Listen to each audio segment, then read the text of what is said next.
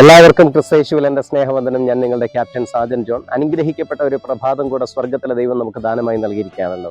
2 രാജാക്കന്മാരുടെ പുസ്തകം 5-ാം അധ്യായം 12-ാമത്തെ വാക്യത്തിൽ ഇങ്ങനെ പറയുന്നു: ദമ്മശേക്കിലെ നദികളായ അബാനയും പർപ്പരും ഇസ്രായേലിലെ എല്ലാ വെള്ളങ്ങളെക്കാളും നല്ലതല്ലോ, പിന്നെന്തിനാണ് ഞാൻ യോർദാനിൽ ചെന്ന് മുങ്ങുന്നത്? ഇത് അരാം രാജാവായ ബെൻഹദദ് രണ്ടാമന്റെ സേനാപതിയായ നയമാനാണ് പറയുന്നത്. അദ്ദേഹം പരാക്രമശാലിയായിരുന്നു എങ്കിലും കുഷ്ഠരോഗിയായിരുന്നു. അദ്ദേഹത്തിന്റെ കുഷ്ഠരോഗത്തിന്റെ മൂർധന്യ അവസ്ഥ കണ്ട് അദ്ദേഹത്തിന്റെ വീട്ടിൽ ജോലിക്ക് നിന്ന ഒരു പെൺകുട്ടി പറഞ്ഞു കൊടുത്തു: യജമാനന്, താങ്കളുടെ ഈ കുഷ്ഠരോഗം മാറണമെങ്കിൽ ഇസ്രായേലിൽ ഒരു അനുഗ്രഹിക്കപ്പെട്ട പ്രവാചകനുണ്ട്, അവന്റെ പേര് എലീശ എന്നാണ്. അദ്ദേഹത്തിന്റെ അടുക്കലേക്ക് ചെന്നാൽ താങ്കളുടെ കുഷ്ഠരോഗം മാറാൻ സാധ്യതയുണ്ട്. എലീശ പ്രവാചകന്റെ അടുത്തേക്ക് ചെല്ലുന്ന നയമാനെ നോക്കി എലീശ പ്രവാചകൻ ഇങ്ങനെ പറഞ്ഞു: യോർദാൻ നദിയിൽ ചെന്ന് 7 പ്രാവശ്യം മുങ്ങിക്കുളിച്ചാൽ താങ്കളുടെ കുഷ്ഠത്തിന് മാറ്റം സംഭവിക്കും. അപ്പോൾ നയമാൻ ചോദിക്കുന്ന ചോദ്യമാണ് നമ്മൾ ഈ വാക്യത്തിൽ ശ്രദ്ധിച്ചത്. ദമ്മശേക്കിലെ നദികളായ അബാനയും പർപ്പരും ഈ ഇസ്രായേലിൽ ഉണ്ടല്ലോ, പിന്നെ എന്തിനാണ് ഞാൻ യോർദാനിൽ ചെന്ന് മുങ്ങുന്നത്? നയമാൻ നോക്കിയപ്പോൾ യോർദാൻ ഇതുപോലെ കലങ്ങി മറിഞ്ഞ് കിടക്കുന്ന ഒരു അവസ്ഥയാണ് കണ്ടത്.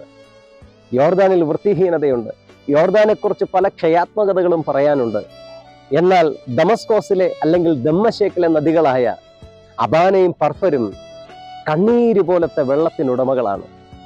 അവിടെ ചെന്ന് കുളിച്ച് എനിക്ക് ശുദ്ധനാകരുതോ എന്ന് ചോദിക്കുന്ന ഒരു ചോദ്യം.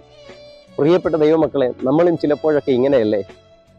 നമ്മുടെ രോഗം മാറാൻ, നമ്മുടെ ദുഃഖം മാറാൻ, നമ്മുടെ പ്രയാസം മാറാൻ, നമ്മുടെ ദുരിതം മാറാൻ, നമ്മുടെ പ്രതിസന്ധികൾ മാറാൻ ഏറ്റവും നല്ല വെള്ളങ്ങളെ നോക്കി യാത്ര ചെയ്യുന്നവരല്ലേ നമ്മൾ?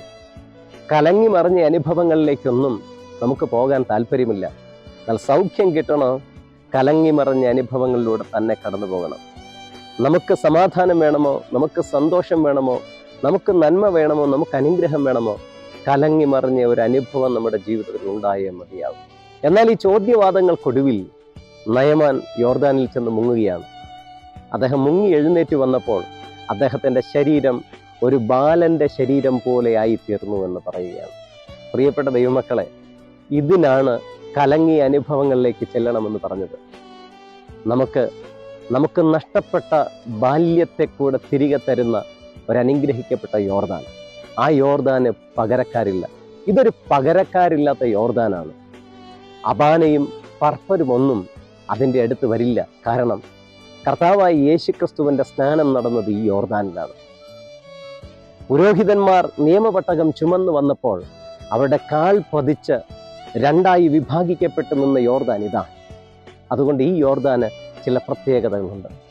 അതുകൊണ്ട് ഈ കലങ്ങി മറിഞ്ഞ യോർദാൻ്റെ അനുഭവത്തിലേക്കാണ് നമ്മൾ കടന്നു വരേണ്ടത്. അങ്ങനെയാണ് നമ്മൾ നന്മ പ്രാപിക്കേണ്ടത്. അതുകൊണ്ട് ഇന്ന് പകൽക്കാലം ആ യോർദാൻ്റെ അനുഭവം നമ്മുടെ ജീവിതത്തിലേക്ക് കടന്നു വരട്ടെ. നമുക്ക് പ്രാർത്ഥിക്കാം. ഞങ്ങളെ കരുണയോടെ സ്നേഹിക്കുന്ന ദൈവമേ, സ്വർഗസ്ഥ പിതാവേ, ചിലപ്പോഴൊക്കെ കലങ്ങി മറിഞ്ഞ അനുഭവങ്ങളിലേക്ക് കടന്നു ചെല്ലാൻ ഞങ്ങൾ മടി കാണിക്കുന്നവരാണ്. എന്നാൽ ഇന്ന് പകൽക്കാലം ഞങ്ങളൊരു തീരുമാനമെടുക്കുന്നപ്പാ, കലങ്ങി മറിഞ്ഞ യോർദാൻ്റെ അനുഭവം ഞങ്ങളുടെ ജീവിതത്തിൽ വന്നാൽ ഞങ്ങളത് മനസ്സോടെ സ്വീകരിക്കും. കാരണം ഞങ്ങൾക്ക് ലഭിക്കാനുള്ളത് ഒരു ബാല്യം പോലെയുള്ള അനുഭവമാണല്ലോ കർത്താവ്. ആ അനുഭവത്തെ ഞങ്ങൾ സ്വീകരിപ്പാൻ ഞങ്ങൾക്ക് ഈ യോർദാൻ കടക്കേണ്ടതുണ്ട്. ഈ യോർദാനിൽ മുങ്ങേണ്ടതുണ്ട്.